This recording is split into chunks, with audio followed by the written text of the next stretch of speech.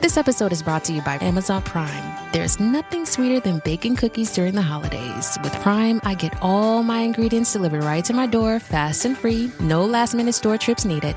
And of course, I blast my favorite holiday playlist on Amazon Music. It's the ultimate soundtrack for creating unforgettable memories. From streaming to shopping, it's on Prime. Visit Amazon.com/Prime to get more out of whatever you're into. On this episode of Bantha Milk Podcast, Star Wars gets canceled. Oh no. Intro music. Feels no good to be dead.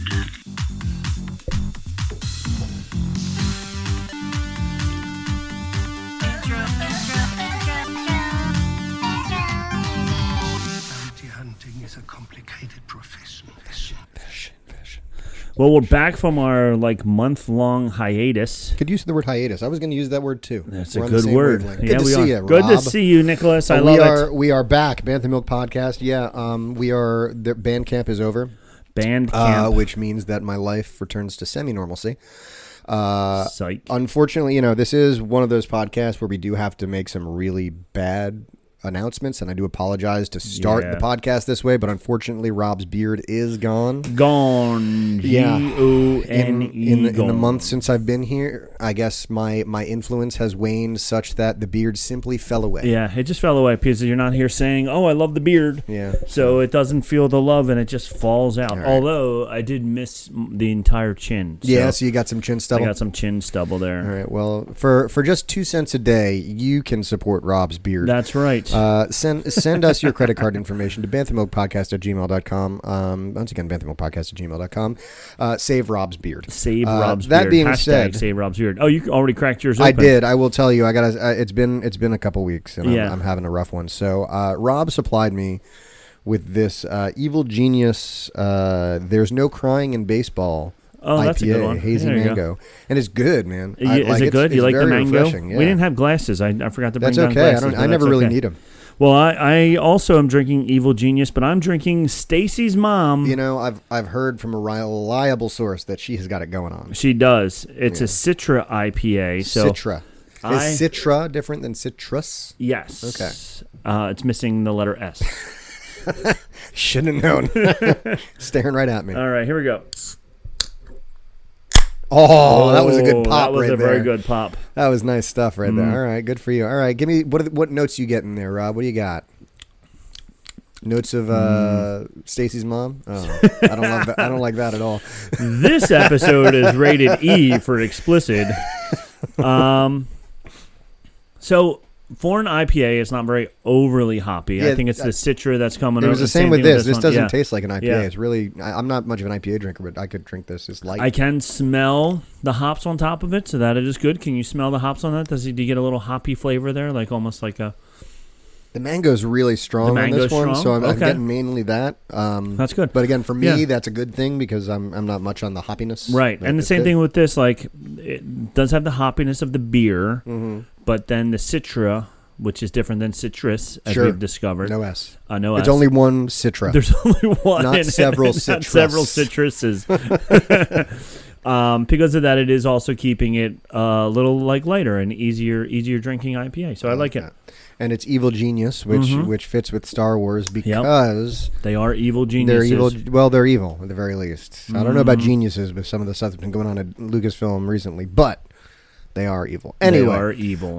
It is good to be back. There has been a lot of stuff going on since we've been back. Yeah, we have not talked about the ending of whatever the one that was just canceled. That's right, the Acolyte. And then the real ending of the Acolyte. Yes, the ending and then the ending. So if we want to talk about the ending before we talk about the ending. I was listening to the Inflatable Falcon last night, which is they were both on our show. Mike Hinton and Ken Bishop were both on our show. And Mike wanted to stress to people because it is much easier to just write Acolyte canceled. Right. Oh no, big clickbaity thing. But it wasn't really canceled. It's a good thing I didn't put that in our title of this. It would have been perfect. You should have. I did. Hashtag good. No, it's fine because that's what everybody else is doing. Yeah.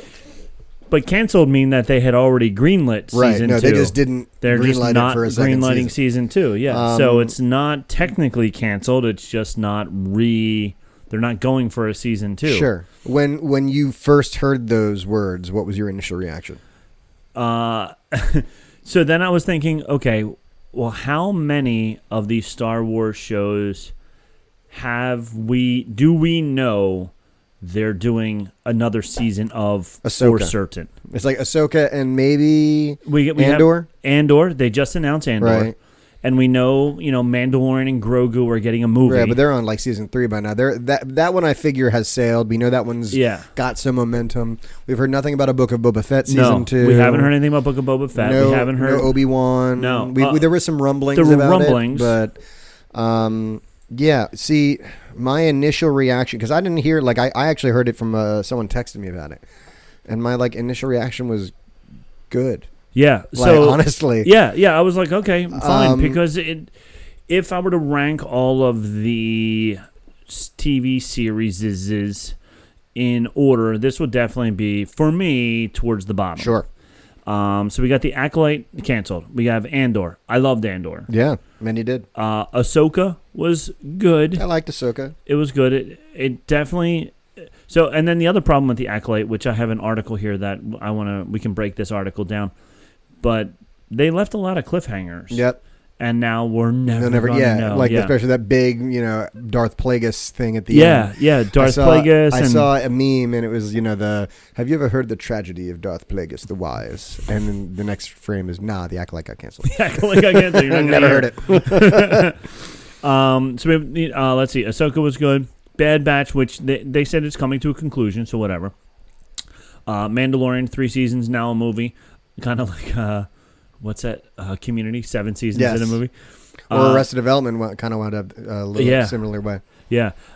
Visions, which they have a second season of Visions. But that's a different thing. Yeah, because it's a cartoon. Yeah. It's easier But there's also not a story arc. It's self-contained every episode, so you're not worried every, when you release a new episode, is this going to be as good as the last one? Because every next one is going to be a different thing. It's a whole different thing. So I don't know that those are very easily comparable. Obi-Wan Kenobi, like we said, we heard something for a little while, but then haven't really heard anything since then. Yeah, I remember when that came out, I was hoping that they would not do a season 2. I was hoping it was a limited series. But yeah, especially it wrapped itself up nicely, I felt. It got you back to where you knew Obi-Wan was. Mm-hmm. Princess Leia, little Leia was gone, not gone, but she's no longer hanging out with him. She's doing her thing. He's doing his thing. He's on Tatooine. It's perfect. We're back to here. This is all we need. And I think Book of Boba Fett, which we haven't heard of season 2. So it's almost like, did Book of Boba Fett get canceled? Right. I think only because they specifically came out and said, we will not be doing a next season of The Acolyte. And then everybody live chatting is like, cancel. Right. Because they want to get that clickbait. So you heard it here first, 3 weeks later, cancel. Yeah, tell your friends, we broke the story and just happened to be 3 weeks late. 3 weeks late. But yeah, I don't know. To me, I heard it, and I'm like, my initial reaction is good because, being renewed for a season 2 would be rewarding poor storytelling. Yeah. They didn't do, there were moments in season 1 that I'm like, the actor who played, what's his name? The bad guy. Yes. I forget his name already. It's that, that guy. That guy. The guy from the Good Place. From The Good Place. Anyway, he was killer. Any scene he was in, I was interested in. Yeah. Manny Jacinto. That's right. Yeah. But everything, there were so many moments in that show where I was just like, either, well, I'm not interested, or literally I was just sitting there going, I don't like this. Mm-hmm. And it's not about, it doesn't have to be I like everything, but it wasn't I don't like this because it's different, but it was just poorly done, I feel like. Yeah, I wasn't impressed. Yeah. So Eric and RGH liked it a lot. Yeah. And again, we usually try and pride ourselves on being less salty than a lot of Star Wars fans out there, but this is not worth it for us to sit here and say everything's great if we don't think it is. Now, the ending, I did enjoy the last episode. Sure. Of all of the episodes, it was a very enjoyable ending. Was Darth Plagueis in the last episode, or was that yes? So we see a quick glimpse of Darth Plagueis hiding in the caves. Yep. Right near where Manny Jacinto was, and but again, it's kind of the same thing that I've been annoyed about for a lot of these, is that they give us a season, and the season we're like, all right, whatever, and then all of a sudden they give us like 14 sequence of something amazing. Yeah. And then it's like, stay tuned for next season. For next season. They did the same thing with the sequel trilogy when like we all wanted to see Luke. Like what happened to Luke? This dude who we for 30 years have been like wanting to see where he goes. And then like the first movie comes out and it's like, hey, here's him for 12 seconds. At the very end of the movie. And then the second movie comes out and it's like, oh, you get to see him kind of for like 20 minutes and he doesn't really do anything. And he doesn't do anything. And then he dies. Angry the whole time. Yeah. So it just feels like they've set up so many cool things and that's all they try to do is set up interesting things that never come to fruition. I saw it somewhere, I forget where, but I didn't read the whole article, but it made me think like they have taken great pride in the fact that the budgets are so high for these shows. They're on movie theater budget caliber. Right. And I almost wish like it could be scaled down. Yeah. Like the budget, instead of giving me 8 or 10 episodes, give me 20 episodes on a lower budget for each one. Yeah. And it doesn't have to be so super fancy. Like, we know the TV version's going to be not as amazing. But you can reuse some CGI stuff, whatever you need to do. I don't know. But scale down the budget a little bit, but give me a better story. Star Trek The Next Generation was able to do quality, like 25 episode seasons arcs. For 10 for seasons. 10, 12, like honestly, like, and it was all good. It was all good, yeah. Like the fact that they can't figure out a way to make a Star Wars show that's quality, that's more than 8 episodes of 27 minutes each. It seems silly. Even like if thinking back to Andor when they were in the prison scenes, right?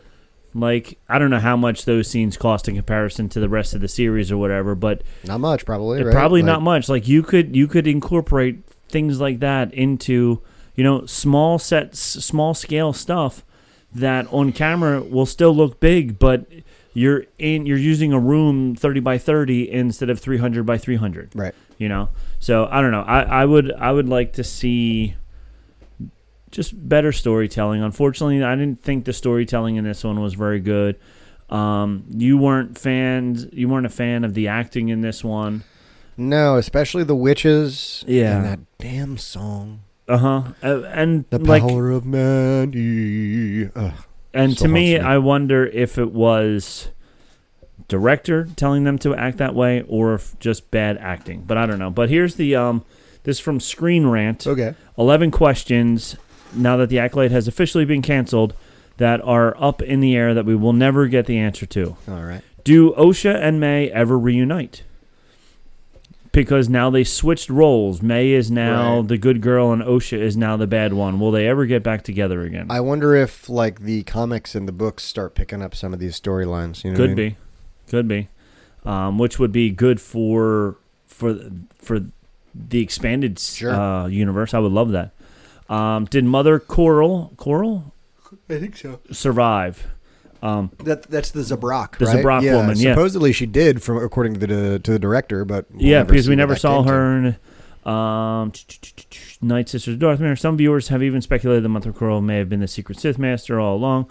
We found that not to be true. Will it ever be explored in any greater detail now that the Acolyte is not being renewed? Does Yoda help with Vernetress's role's cover-up?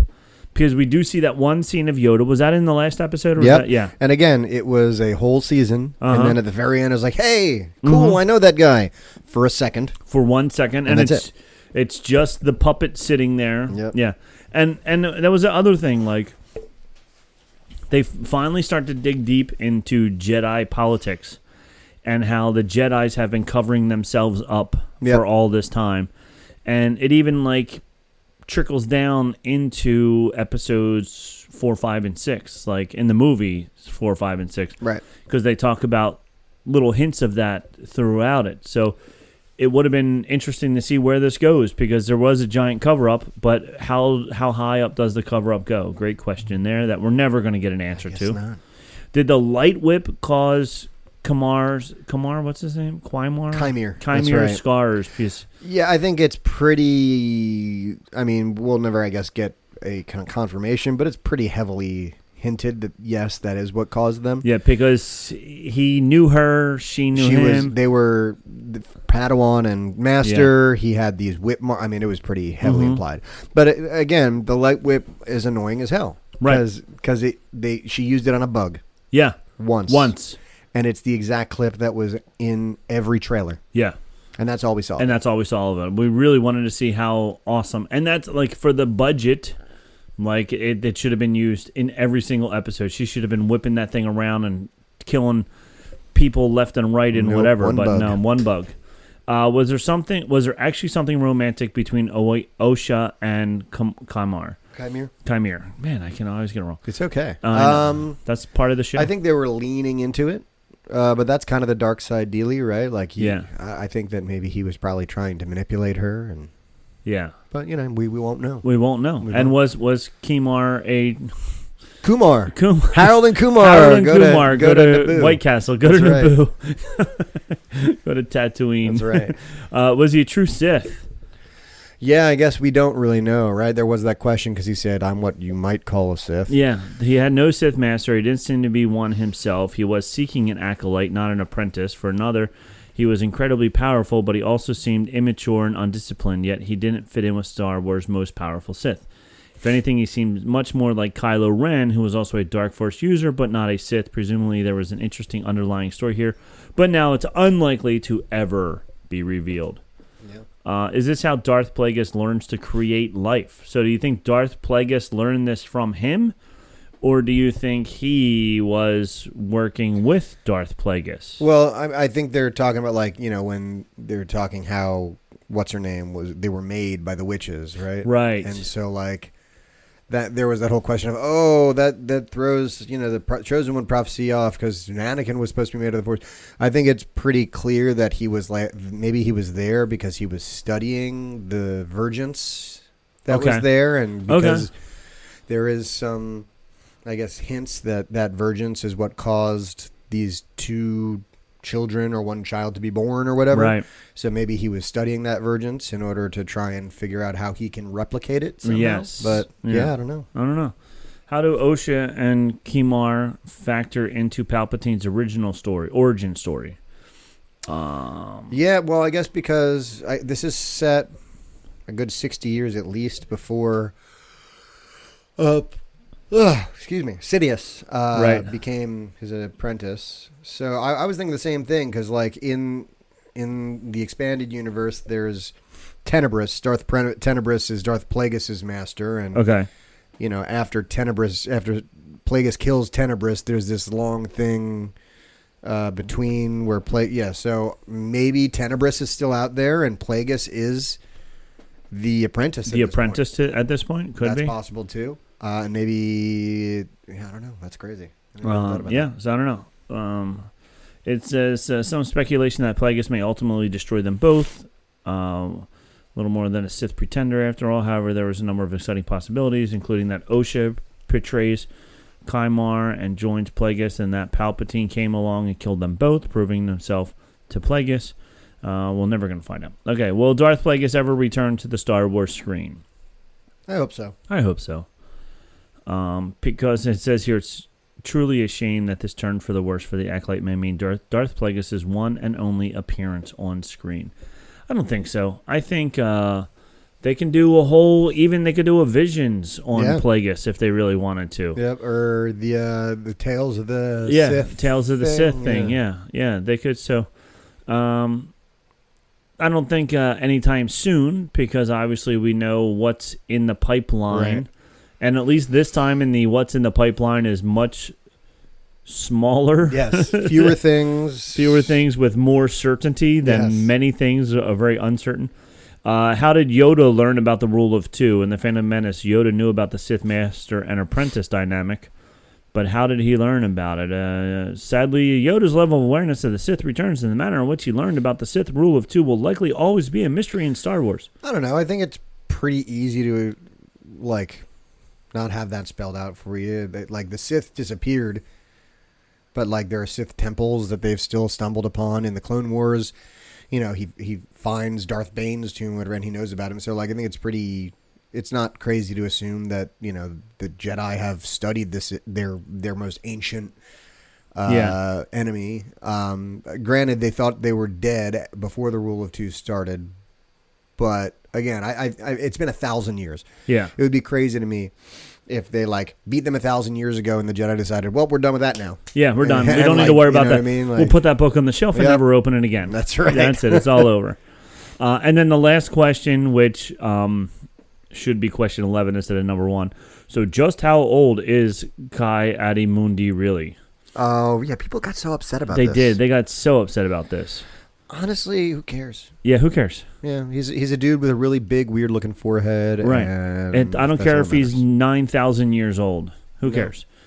Just because in one book at one time in Legends it said he was this old, and now suddenly he shows up 100 years earlier. Who cares? I got to tell you, they're going to be real upset when they find out what Disney did to the Legends timeline. Don't let them know. Don't tell them. Don't let them know. All right. Before we go on, I have some questions for you, but let's hit real fast. We didn't talk about everything else. Ears Up. We're on the Ears Up Network. Ears Up. Yes. Ears Up in depth. Not in depth. In depth is gone. They're not gone. Just regular Ears Up. It's very surface level. Very surface level Ears Up. Scraping the vault. Scraping the vault. Puny Pod. The Supreme Taco Resort. Jogger's Paradise. Yes. That's their jogging podcast. Jogging through all the Disney parks. Through all the parks. Yeah. It's the Disney Marathon. What do they call that? The Disney. Oh, I don't know. They have Disney Marathon, whatever. I made it up. Yeah, but they do that podcast about the Disney Marathon and Disney running. Yes. Yeah, they have the podcast about Run Disney. It's called Run Disney. Run yes. DM Disney. That's right. Yes. Yeah. RunDisneyPodcast.com. So check out all the other Ears Up stuff. Before we continue with other things, I did some reading. I'm sure. Are you still listening to books? I have not yet finished. So the most recent book in the novel series is Temptation of the Force. Okay. I have not yet finished it, but I am a good way through it. Okay. So I did read the second one of the High Republic series, The Rising Storm. Rising Storm might be my favorite. Rising Storm was good. Is that the one with the fair? Yes, the Republic Fair. Yeah, with the like the World's Fair, basically. Yeah. Yeah. So it was fun, and it was fun because you like as soon. I love the red herrings, even in books. Mm-hmm. But it's like, they're at a zoo and look at this. They bring all these dangerous animals. Sure would be a shame. I'm glad they're in cages. I'm glad they're. As soon as I said to Sherry, I go. As soon as I read this, like. They're breaking out. Yep, not a chance these guys are staying in these cages. Not a chance these guys are staying in these cages. So it was fun. So it was a very fun book. What I did like, Kevin Scott, the author of this, he also wrote some other books, one of which, or a series of which, were Choose Your Own Adventure Star Wars books. Really? Yeah, I looked them up after I saw the list of his other books. Star Wars Adventures in Wild Space, The Escape, The Snare, The Heist, and The Cold. Ooh. They are all like Choose Your Own Adventure books. I used to love Choose Your Own Adventure books as a kid. Goosebumps. I read so many. The Goosebumps. Yeah. Uh-huh. My sixth graders write Choose Your Own Adventure books on the computer. Encoding, right? Encoding, yeah. So we have a lot of fun with that. So when I saw these, I was like, oh, we're gonna have to choose our own adventure. Choose our own adventure. You're right. So this was a good one. The thing that I don't like is these High Republic. It's a 5-book series. Yes. And at the end of the first book, the something storm, the Light of the Jedi. Light of the yeah. So at the end, in the middle of the first one of the Jedi's taken hostage on the what are they? The Naveen, what are the bad guys' names? Oh, the Nile. The Nile. One of the Niles like kidnap him and are torturing him and all this stuff. Oh yeah, it's Great Storm, Loden Great Storm. Loden Great Storm. Mm-hmm. So it's such a great storyline. Yep. So as soon as the book ended, I was like, we didn't find out what happened to him. Yep. Spoiler alert. I was like, I need to get the second book. So immediately got the second book. I'm reading. Spoiler alert, 27 chapters in, there's no mention of him at all. I'm like, where the heck is he? Yep. That's when I looked up and I saw it's a 5-part series. And I'm like, if we don't get back to him until book 3 or book 4, I'm going to be so angry. So they did in book 2. They do get back to him. Yep. So if you, it takes a minute, but definitely, it definitely takes a minute, but they finally do get back to him. But even when they in like chapter 25, it's just like he's groggy and pain and and then they go to chapter 26, and I'm like, no. Yeah. He's a great character too. Yeah, he's he an is a great excellent character. The audiobook, the person who speaks it gives him like this really cool Hispanic accent, like, oh, I am loading great storm, and I will end you. And I'm like, every time I hear him, I just think Zorro. Just like Zorro? Here comes Zorro. Yeah, here comes Zorro again. But no, he's a great character. The thing that got me about these books is that there's right now, I think 5, like you said, in the main series. That's the adult novel series, but there's also young adult novels and comics going on at the same time. Yes, and some of the plot lines are picked up in those. Yes. So like I think in this one you've probably started to hear about the Drengir. Yes. So the Drengir are these like plants that are like essentially they're like big like monsters. Venus flytrap, giant monster plants. Yeah, but they're compelled by the dark side of the forest. They're like connected to the dark side. And Vernestra Rowe and who's the other girl? The one, it's Stellan. Yes. Stellan. There's 3 of them. The 2 guys and the girl. Avar Chris. Yes. She's like spends a lot of the young adult novels like fighting the Drengir. Okay. And like she's not in this book very much because she's off doing that. Okay. And so like you'll pick up on the next book and you'll go, oh, I guess this has happened since that. And, there are some things you gotta, and they're pretty good about making sure the big things continue through. But like, there's clearly some stuff that like, if you pick up the young adult novels, you'll like get more stuff out of. Right. And I did in this book, the one person goes and like kills one of the plants, but they're really hard to kill because once you slice them in half, then they just multiply. Yeah, it's like a hydra. It's like a hydra. Yeah. So like.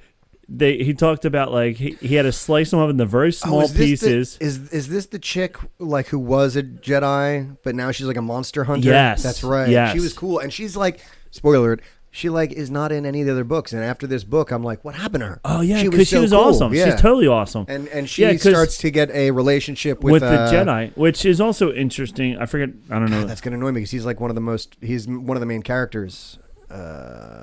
Elzar Man. Elzar, yes, that's right. I can't remember any names. I'm so bad with that. That's why I think the audiobooks help me because there are voices that I can attach to the names and stuff, and I hear them instead of like reading them. And this was my only complaint about the book is there were so many characters in the book. Yeah, and it's a very long book. Yep. Lot of words. I think there's like 70 chapters. 70 chapters. Really now, long. each chapter in the book is a page and a half, 2 pages. It's very interesting how it's like they'll do a chapter talking about what you're battling right now. Right. And then I'm in the same battle. Then the next chapter, it's me different on the other side. Yeah. And so, like, the chapters are very short, which I do like because I like stopping at the end of a chapter. Yeah. And this book, because they go, in the books, they kind of have different ways about it because they have different writers. So the first book, Light of the Jedi, was like a more like galaxy spanning, like this big event happened and then this was the consequences and this is what this person on this side of the galaxy was doing to do it, and then it was over months. This book is more of like this event is happening, and this is what's happening the entire book. It was like Empire Strikes Back, takes place in like 2 days. And it's all on, and I kind of didn't like it because I do tend to like big broad scope where we're kind of go, but like this one is so action packed. There's always stuff going on. I feel like all the action that was happening was very detailed. And like as I'm reading it, I'm like picturing it in my head like this would be a really cool battle scene. Like it definitely would go on a lot longer than what some of the battle scenes that we've seen in live action TV shows. But at the same time, too, it's interesting because because I listen to them, and while I'm listening to them, sometimes I think about the fact that like I just listened to probably 30 seconds of someone describing an action that probably was a second. You know what I mean? Like they took 30 seconds and like they described him igniting the lightsaber and deflecting a couple bolts. Yeah. And so like it feels like things take forever, but like when you're thinking about it, like it's such detail. True. Yeah. And it really paints a picture for you. And you said it before about how with the books they can get into more detail about like emotionally how the characters feel. Yeah. And there's a lot of that in this. Like he could sense this and he could feel this and he could see this was happening here and blah blah blah and whatever. And she knew that he was over there, but like you can't portray that on film. Yeah. And then at the same time, like I think I've also mentioned, like you kind of get the Jedi's perspective on killing. Yeah. Like how they don't want to do it, and every time they do it, they're like, that sucks. Yeah, they're like, I don't want to take a life, but if I don't take your life, you're going to kill thousands of other people. Right. So which is kind of, and I think I've mentioned this, but kind of like it puts into perspective the Clone Wars, because it almost seems like it desensitized the Jedi to killing because they're chopping up a bunch of droids. Droids that doesn't matter. They're not snuffing out a light or a life, and so and in this they also talk about how they all feel it when you can feel somebody's life being taken and it wanes on you and every single one. So I was so I finished that book, then I picked up this book because we went to a used bookstore and I was like, okay, they had a bunch of the small paperback books. And I looked at the font, and I was like, I am too old to read this font. This is way too small. So I had to pick up a bigger book. Now, this is from 85. Okay. This book was written in 85. Children of the Jedi by Barbara Hambly. Now, it has a lot less people. Luke Skywalker, Han Solo, Princess Leia. Like, it takes place a little bit after, like, right between Empire and Jedi, things like that. But I think it was written in 95. But the writing in this is so hard to read. Is it? So hard to read. So I just want to read one sentence. I'm trying to find the start of a chapter. This is all one sentence. Okay. A band of them had descended on the town where he'd grown up, summoning fog by the power of the Force in the dead of night and moving through it in cold and shadow. Rays of power and silence with eyes glowing green as marsh fires in the dark. Okay, that one wasn't as bad. But that's one sentence? That was one sentence, yeah. That's at least 3 sentences. There's some of these sentences. Darn it, no, I can't. But like I do think that was part of the problem with some of the Star Wars books and legends, is that there wasn't as much control. So you didn't necessarily have the best writers on all of them. Yeah, so like I'm going to find the sentence that I texted to. Here's the sentence that I texted to my friend. I texted to Tom, and I also texted it to my wife, Sherry. I said, listen to the sentence that's in Star Wars book that I'm reading right now. Scrims of mist flowed like streams among the hanging garden beds that deepened from the lace work of transparent steel vaults and domes, pendants, gondolas as big as houses, some high in the swift, shifting streams of mists just under the plex. Others lowered on cables nearly to the level of the broken turret of the stumpy stone tower that stood on the lava beach that JC and his party had just achieved. All that remains of the citadel of the Jedi. One sentence. That's too many words. Too many words. That's too many words. Way too many words for one sentence. I'm going to have to protest. I'm like reading this book, and it has less words than that book does. But it's taking me twice as long because the sentences are so... Yeah, I'd need at least 3 or 4 passes of that sentence. Oh, my God. And it's like, they're like one sentence will have like 7 words that all start with the letter R. Sure. And you're like roaring, rumbling, running through the roaring. And I'm like, oh, I can't even follow it. This author just learned about alliteration, and she's going to town. She's going all in. She was like, this is the best. She's like, wait, I get paid per word, right? Okay, here we go. Let's go. So that being said, I sent you a couple of times, and now it's all lost. But whatever. I was thinking we should have a Star Wars book checklist. So it's kind of like a sticker that you'll put on the cover of the book, and if it has these things in it, kind of like a bingo card, Sure. but like a checklist. So like one of them was if they, for no reason, just throw out like somebody we know, Han Solo, Luke Skywalker, Yoda, whatever, and it's just like, just in the middle of the story, like, what would Yoda say if we did this? Right. Like, why is that even there? And they do that in these new ones a lot. Yeah. And they'll throw out like one quote they said was, "Luminous beings are we." It's something that Yoda said to Luke in a hut. Right. That I guess now has turned into, Yoda said this to every single one of his students, and it's just something. It was his catchphrase that everyone knew. It was his catchphrase. It was, "Luminous beings are we." Yeah. Another one. It's a trap. Sure. I mean, that's fan service. If somebody, or I have a bad feeling about this. I have a bad feeling about this. Either of those two things. Check. Yeah. What was some of the other ones I wrote? I'll have to. I don't know. But like, so I really would like to. I think it would be really funny if we came up with a whole bunch of different checklist things, to have that in there. Quote a line from the movie when they describe a main character they were seeing the movies. Yep. Oh yeah. So like you are my father, like something like that, whatever. Like it's just thrown in there, like. And then I ran into Luke, and he was like, "I can't believe Darth Vader was my father," type of thing or whatever. So yeah, we can. Here it it is. That almost like a bookmark or sticker. It says a chap, and they're mentioning the main characters of Star Wars, like Yoda. Think of other things. Okay, yeah. So whatever. But yeah.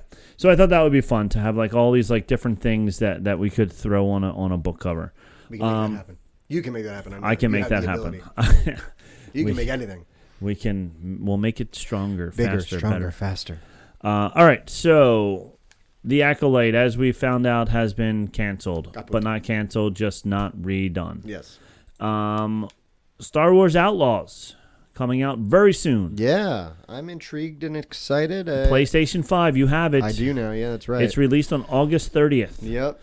So they were like bragging that they're the first like MMO type game. Is this the one that they were saying is an MMO game? So it's the first open world game, yes. game, but they're not, because not Star Wars really. Galaxies and even the other ones that you played were. I mean, I get what they're kind of saying, because it's not an MMO, but it is open world. Kind of like Red Dead Redemption. Like Red Dead Redemption or Grand Theft Auto or something like that. But, yeah, I don't know, because, I mean, I guess Fallen Order and them, they weren't truly open world, but they were pretty damn close to open world. Yeah. I don't know, man. I'm intrigued. Apparently, it takes place between episodes 2 and 3. And it's right after just about every single Hutt has been killed, except for Jabba. So like, there's a big shakeup in the crime syndicate world, and I don't know. I like video games, and I like Star Wars, and I hope they don't screw it up. Yeah, I mean, it's been, people have been talking highly of it, so that's good. And it's the graphics are amazing. It's gonna be graphically really, really cool. It's funny, like Tom and I have talked numerous times about how we wish like Star Wars Galaxies was redone and MMO was redone with the graphic capabilities that we have today. Like, how awesome would that game be if the graphics were just better? And ironically enough, the guy who created Star Wars Galaxies, I forget his name offhand, but he's creating his own brand new not Star Wars, Space Ranger type thing, MMO game. Interesting. Which is basically going to be a new updated Star Wars Galaxies without the Star Wars branding on it. Okay. Like, you're going to have all the jobs and all the professions. Interesting. And the house that, like, the thing with, what was the other big MMO that was out there for even longer? It was like the orgs and all those things. The World of Warcraft. Yeah. The only thing that I didn't like about World of Warcraft in comparison to Star Wars was that you had a house in World of Warcraft, but nobody else could see it. it was just yours. Yeah, that's true. I you guess. know, Yep. and like with Star Wars Galaxies, like you built entire player cities, and that Yep. was where the economy was and everything like that. So the economy was drastically different in World of Warcraft. Yeah, I mean, they were fundamentally very different games. Yeah. They just had the same function of being massively multiplayer. And then when they changed it, they made it more World of Warcrafty, which made it less special. Less special, yeah. But I get what they're... I mean, World of Warcraft had more active subscribers than the population of certain countries at certain points. You know, like they were big. It was huge. It was huge. So in Outlaws, a player encounters 4 factions: the Asagi Clan, Crimson Dawn, Hutt Cartel, and Pike Syndicate. The player's decisions and actions throughout the game directly impact Kay's reputation with each, which is always fun. And it was fun in Star Wars Galaxies to get like a really, really bad reputation with this one. So as you walk through the mobs would just like start shooting at you right away just because they look at you. They didn't like you at all because you killed so many of their friends. Yep. Yeah, I'm playing, I think I've told you, Baldur's Gate 3. And I finished my good run, and now I restarted and I'm playing a bad run. Okay. Where I am not a very nice person. Really not a very nice person. Big difference. Very different experience, for sure. Is it a lot harder? Certain times are, because there are certain battles that I, in the previous one, had friends with me that I killed for, at this point in the game. But certain ones are actually easier because, like, instead of trying to convince someone to tell me to do something, or I'm just like, all right, I'm going to kill you. You can just kill them. Take this thing from you. That's really funny. Yeah. This one I'm really excited about. I don't know if you heard about this yet, but In Music by John Williams, a new documentary chronicles the maestro. No, I have not. A new documentary film arriving later this year will chronicle the life and legendary career of John Williams, the visionary composer behind many of the most iconic film soundtracks in history. I wonder if this is why. I just saw a video of Steve Martin playing a Star Wars song on banjo. Could be. At a like dedication to John Williams. So I'm wondering if maybe this is a clip Well, from that. he was also just at D23, which just happened last that must have been weekend. it, yeah. He was just enshrined as a Disney legend. Right. And of the 14 Disney legends that were there, he was the only one that wasn't there, unfortunately. I'm just really happy that I have my autographed Empire Strikes Back album back there by him. But the documentary features interviews with Steven Spielberg, Kathleen Kennedy, Frank Marshall, Kate Capshaw, Gustavo Dudamel, J.J. Abrams, blah, blah, blah, blah, blah. It's no exaggeration to say that John Williams is the greatest film composer of all time, Kathleen Kennedy says. His music has transcended cinema and become a part of our global culture, touching the hearts of billions, both young and old. So this comes out on November 1st on Disney+. So I'm really excited. Yeah, that sounds really great. excited for that. One more thing. We didn't even touch on this. So this is all the things that was released in D23. First and foremost, everybody is raving about Star Wars Goonies. What? The Skeleton Crew. Right. Yes. Sorry. Yeah, I literally thought Star Wars Goonies. What? No, yes, that is Star Wars Goonies. So the Skeleton Crew is the next series to come out very soon in September. Because it's all kid actors. It's all kid actors, Makes but me nervous. the preview looks pretty good. Yeah. The preview looks pretty good.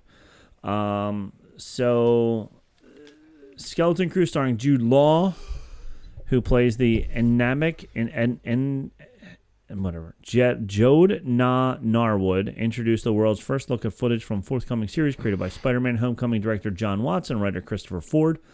Following the adventures of 4 kids, Wim, Fern, KB, and Nell, the trailer... Phineas and Ferb. Phineas, Mom. The trailer gives us a glimpse at a mysterious discovery and the journey ahead as the foursome are hurtled into a strange and dangerous galaxy. I fell in love with Star Wars when I was a 10-year-old boy, Jude Law told the audience.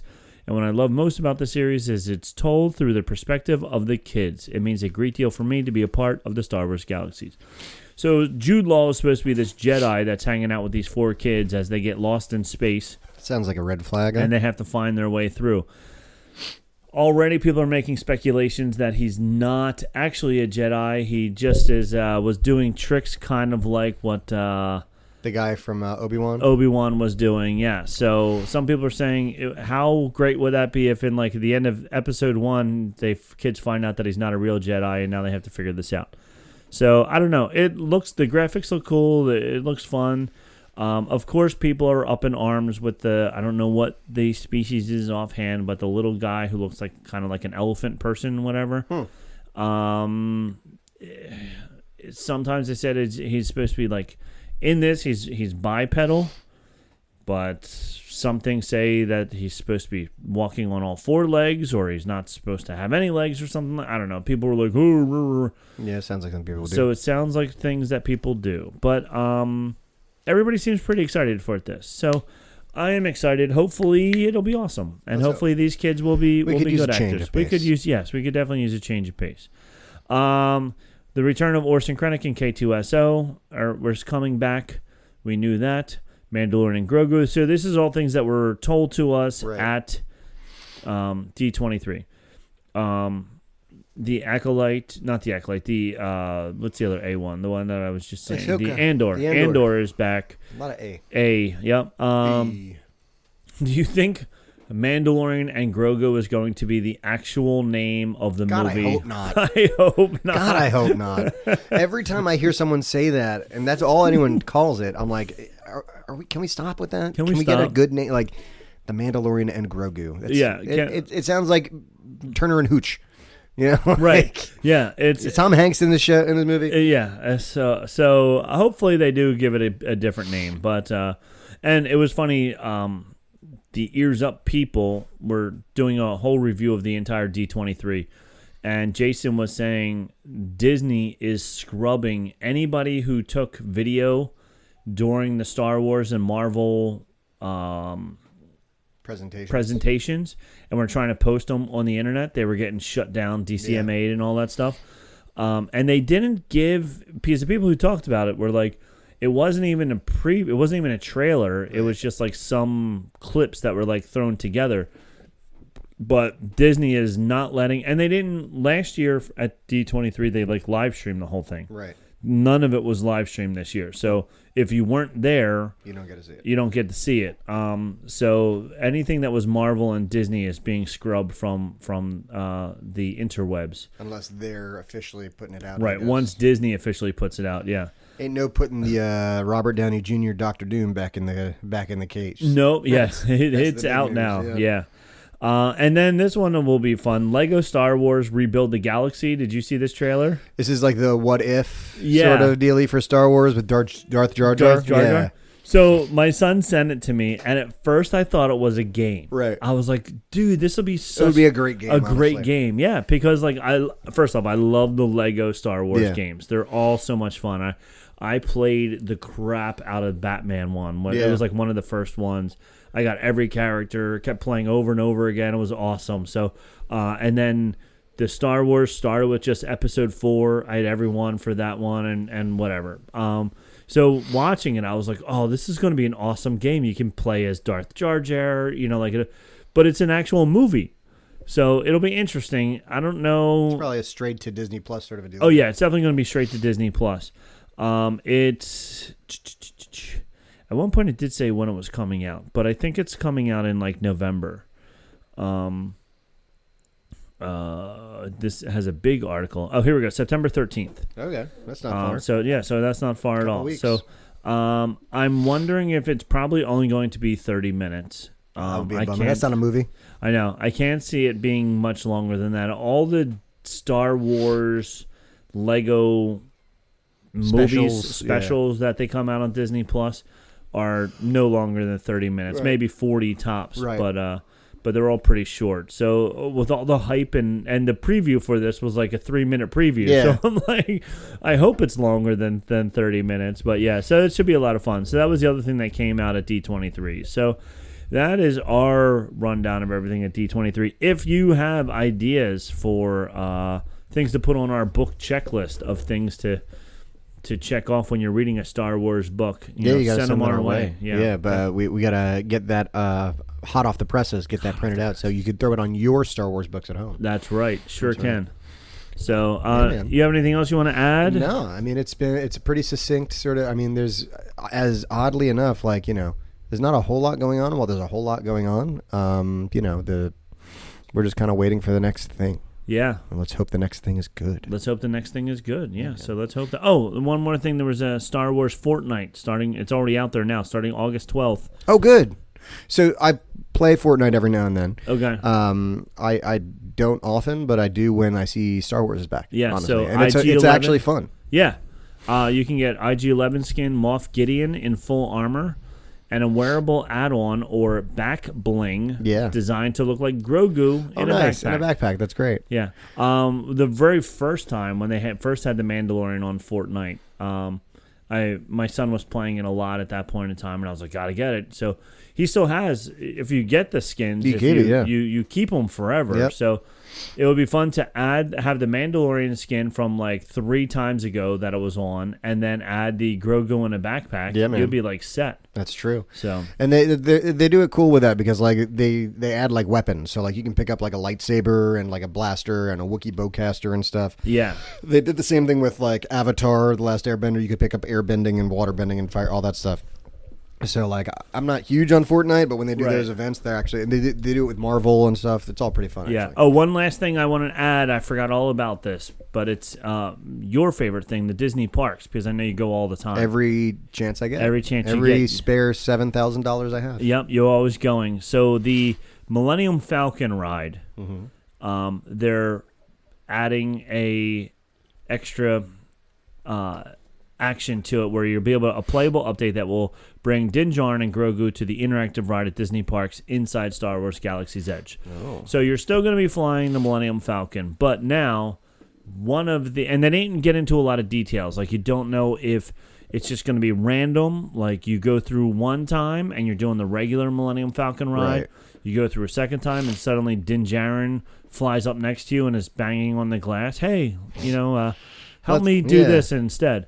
So they haven't really got into a lot of details, but they are adding a Mandalorian element into the Millennium Falcon Smuggler's Run, which will be good because Millennium Falcon Smuggler's Run's been out for a couple years now, and they haven't really done any updates. Probably use a fresher. Yeah, and like the neat thing is they did this with this flight simulator one, the Right Stuff. The Right Stuff. Remember that one? I do remember that movie. That was a great movie. Yeah, but they had the Right Stuff. Flight Simulator? Yeah. Really? Either Disney or might have been Universal. But when I was a kid, I remember going on the Right Stuff thing. Oh, that's funny. Star Tours is the one that I'm thinking of. That's the Star Wars one. Yeah, I guess that's probably a little more updated. A little more, than the Right Stuff. But the Star Tours one, they kept adding things to it. So, like, when it first came out, you had, like, one of, like, 9 options. And then when they went all digital, you had, like, one of 46 options. Sure. And now it's up to higher than that because they keep adding different scenes. So sometimes you go to this scene and sometimes you go to that scene. That's cool. And it's cool. So now they're going to be able to do the same thing with the Millennium Falcon as well because it's all based on Unreal Engine gameplay. Yeah. Yep. So it's pretty cool. And Ears Up was saying that somebody had video of it. The program actually crashed while they were playing. Oh, yeah? And out in front of the screen of the Millennium Falcon was like a Windows screen. Like a blue screen of death. Blue screen of death. Like it was pretty funny. And it was like they had to like reboot it or whatever. But I always think it's funny when I'm like at like either like Wawa or something that has like a touch screen and it's like that's happening. So I can only imagine being at Disney. At Disney and seeing it there. Yeah, it would be pretty funny. So that's pretty exciting for the people who like to go to the parks. They're doing a little bit of update to Galaxy's Edge, which is awesome because Galaxy's Edge is super, super cool. Brian, who wrote our theme song, was just there. He was having a blast. Just came back. Yeah, it's his birthday today. Happy birthday, Happy Brian. birthday, Brian. Yeah. So, yep. So that's that. So that's our show. I got that nothing else. That is our show. Mm-hmm. My name is Nick. And that's I'm Robert. It is me, Robert. You might know him as Bob if you knew him. If you knew 30 me years ago or so. Yeah. Or if you knew him from his Starhood Family Double Dare days. That's right. And we here at Bantha Milk Podcast have indeed spoken. We have spoken.